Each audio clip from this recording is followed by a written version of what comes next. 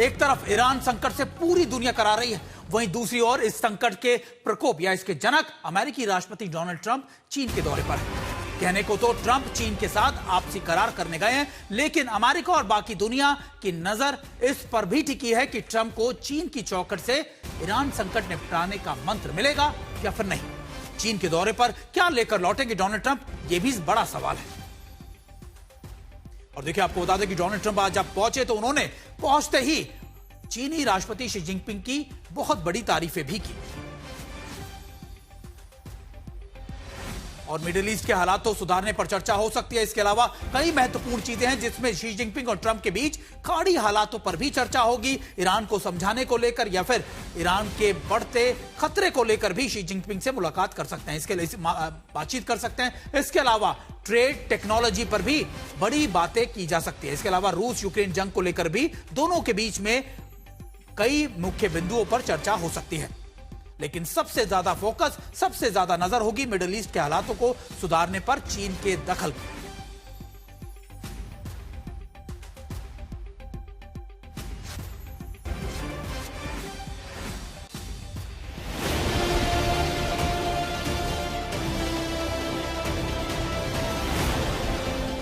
एक तरफ ईरान पर हमला करके ट्रंप ने अमेरिका का एक पांव हॉर्मुज में फंसा रखा है, दूसरी ओर जंगी दलदल में फंसे मुल्क का बोझ लेकर ट्रंप उस चीन के दरवाजे पर पहुंचे हैं जहां उन्हें ट्रेड एंड टैरिफ की डील करनी है।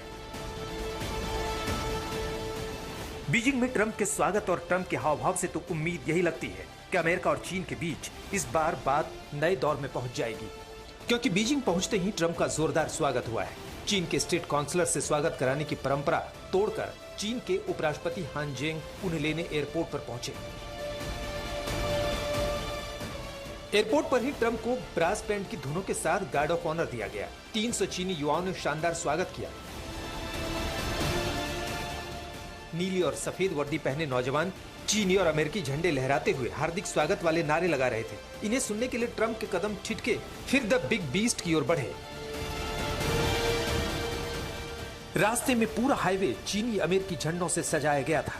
स्काई स्क्रैपर्स पर वेलकम मैसेज थे।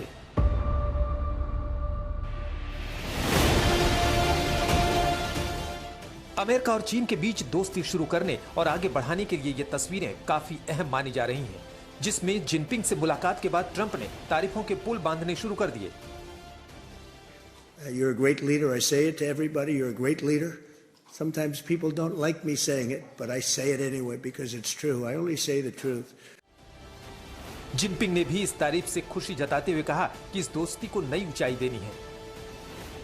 很高兴啊， हमें एक दूसरे की मदद करके सफल, समृद्ध होना चाहिए और दुनिया को भी नए दौर में ले जाना चाहिए। 再次访华。 Whenever we had a problem, we worked that out very quickly. We're going to have a fantastic future together. हमारे स्थिर रिश्ते दुनिया के लिए भी ठीक हैं। हम दोनों की कामयाबी में दोनों मुल्कों के मौके हैं। हम दोनों को सहयोग से फायदा, टकराव से नुकसान है, इसलिए हमें साझेदार बनना चाहिए, दुश्मन नहीं। आइए 2026 में पुराने दौर को पीछे छोड़ नया दौर शुरू करें। लेकिन सवाल है कि ये नया दौर शुरू कैसे होने वाला है।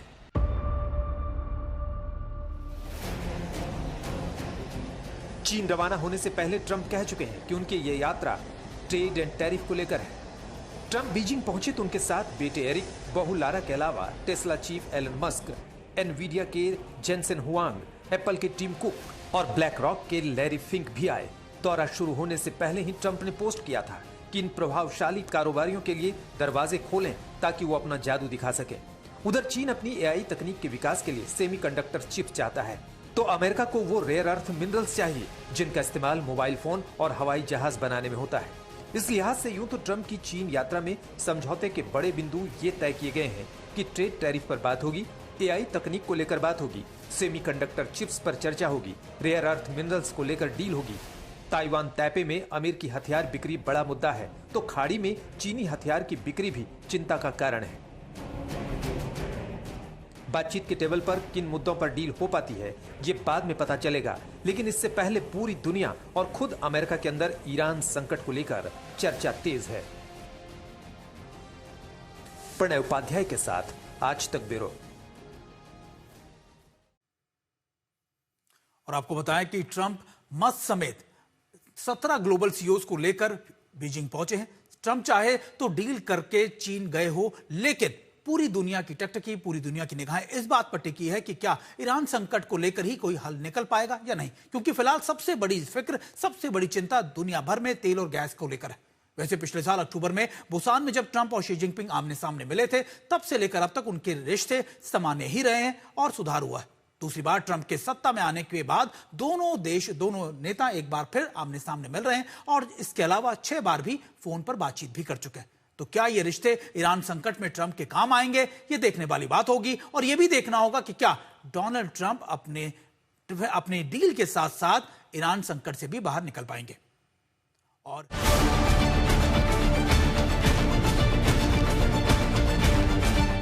ट्रंप चाहे जिस हौसले और रुख के साथ जिनपिंग से डील करने बीजिंग पहुंचे हों, लेकिन ईरान की जंग के बाद अमेरिका की हैसियत और हौसला दोनों पर असर पड़ा है। और इसकी मिसाल अमेरिका के अंदर भी दिख रही है, क्योंकि अमेरिकी जनरल डेन कैन के लिए तैयार अमेरिका की खुफिया रिपोर्ट कहती है कि ईरान की जंग के बाद चीन सैन्य, आर्थिक और कूटनीतिक तीनों ही क्षेत्रों में अमेरिका का फायदा उठा रहा है। अमेरिका की फजीयत देख ताइवान, जापान, दक्षिण कोरिया जैसे मुल्क परेशान है। ताइवान के लिए अमेरिका ने जो गोला बारूद रखे थे वो तेजी से कम हुए हैं। ऊपर से चीन ईरान जंग के बाद असुरक्षा के हालात में तेजी से खाड़ी के देशों को हथियार बेच रहा है। चीन दुनिया के सामने ये पेश कर रहा है कि अमेरिका हमलावर है और एक तरफा कार्रवाई कर रहा है।